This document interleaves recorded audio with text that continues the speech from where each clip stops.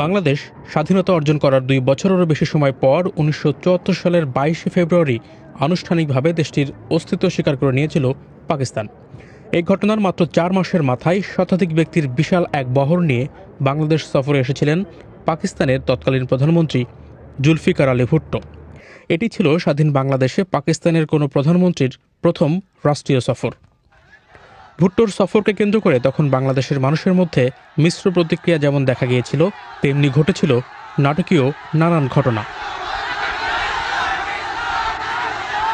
Pakistan international এয়ারলাইন্সের একটি বিশেষ বিমানে করে জুলফিকার আলী ভুট্টো ঢাকায় পৌঁছান ২৭ জুন সকালে। সে সময় তাকে বেশ ঘটা করে স্বাগত জানানো হয়েছিল, যাকে পরদিন পত্রিকাগুলোই ঢাকায় ভুট্টোর অভূতপূর্ব সংবর্ধনা বলে শিরোনাম করে। পাকিস্তানের প্রধানমন্ত্রীকে স্বাগত জানাতে বাংলাদেশের তৎকালীন প্রধানমন্ত্রী শেখ মুজিবুর রহমান নিজে ঢাকার বিমানবন্দরে উপস্থিত ছিলেন। ভুট্টো যখন বিমান থেকে নামছিলেন তখন ১৯ বার তোপধ্বনির মাধ্যমে তাকে স্বাগত জানানো হয়। শেখ মুজিবুর রহমান নিজে ফুলের মালা পরিয়ে তাকে বরণ করে নেন। বিমানবন্দরে ভুট্টোকে বাংলাদেশের সশস্ত্র বাহিনীর সদস্যরা গার্ড অব অনার প্রদান করেন। কূটনৈতিক শিষ্টাচার মেনে পাকিস্তানের জাতীয় পতাকা উত্তোলনের পাশাপাশি বাজানো হয় দেশটির জাতীয় সঙ্গীত। ভুট্টোকে স্বাগত জানাতে বিমানবন্দরের বাইরে অসংখ্য মানুষ সেদিন জড়ো হয়েছিল। যারা সেদিন এসেছিলেন তাদের উল্লেখযোগ্য একটি অংশ বাংলাদেশে আটকে পড়া পাকিস্তানি নাগরিকরা ছিলেন বলে তখনকার পত্রিকায় উল্লেখ করা হয়েছে। তবে কিছু মানুষ তখন ভুট্টোর বিরুদ্ধে বিক্ষোভ করেছিলেন।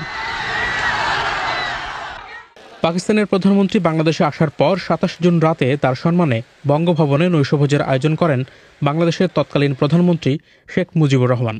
সেই নৈশভোজে দুই দেশের প্রধানমন্ত্রীর বক্তব্য নিয়ে পরদিন পত্রিকাগুলো বড় বড় শিরোনাম করে, যেখানে বিদ্বেষ ও তিক্ততা ভুলে গিয়ে নতুন অধ্যায়ের সূচনা করার জন্য পাকিস্তানের প্রধানমন্ত্রীর প্রতি আহ্বান জানান বাংলাদেশের প্রধানমন্ত্রী শেখ মুজিবুর রহমান।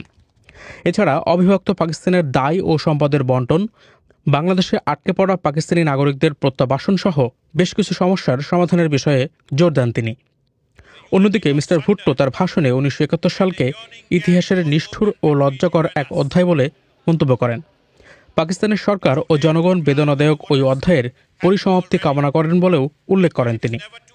একই সঙ্গে দুদেশের মধ্যে স্বাভাবিক বন্ধুত্বপূর্ণ ও ভ্রাতৃত্বসুলভ সম্পর্ক স্থাপনের কথা বলেন mister Bhutto. The people of Pakistan respect your decision. They and the government of Pakistan recognize and respect ১৯৭১ সালে বাংলাদেশের স্বাধীনতা যুদ্ধে যারা প্রাণ হারিয়েছেন তাদের প্রতি শ্রদ্ধা জানাতে সফরের দ্বিতীয় দিন অর্থাৎ ২৮ জুন সকালে সাভারে অবস্থিত জাতীয় স্মৃতিসৌধে যান পাকিস্তানের তৎকালীন প্রধানমন্ত্রী মিস্টার ভুট্টো। বাংলাদেশের